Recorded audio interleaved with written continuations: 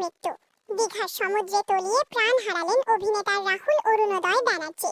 ভোলে বাবা পার কারায়েগা ওয়েব সিরিজের শুটিং করতে গিয়েই ঘটে এই হৃদয় বিদারক ঘটনা। জানা যায়, দীঘার সমুদ্র তটে শুটিং চলাকালীন একটি দৃশ্যের প্রয়োজনে পানিতে নামেন তিনি। সেই সময় হঠাৎই গভীর জলে তলিয়ে যান। সঙ্গে সঙ্গে উদ্ধার করে তীরে আনা হলেও শেষ পর্যন্ত তাকে বাঁচানো সম্ভব হয়নি। ঘটনাস্থলে থাকা সহকর্মীরা চেষ্টা করলেও নিয়তির কাছে হার মানতে হয় সবাইকে।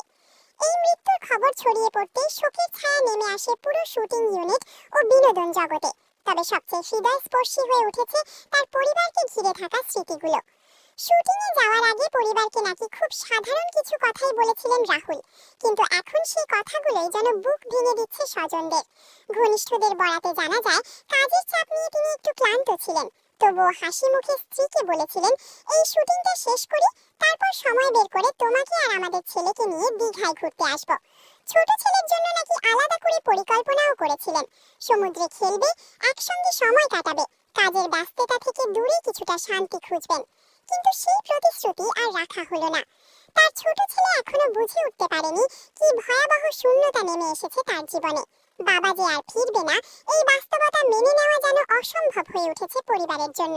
স্ত্রী, মা, বাবা সবাই ভেঙে পড়েছেন শোকে।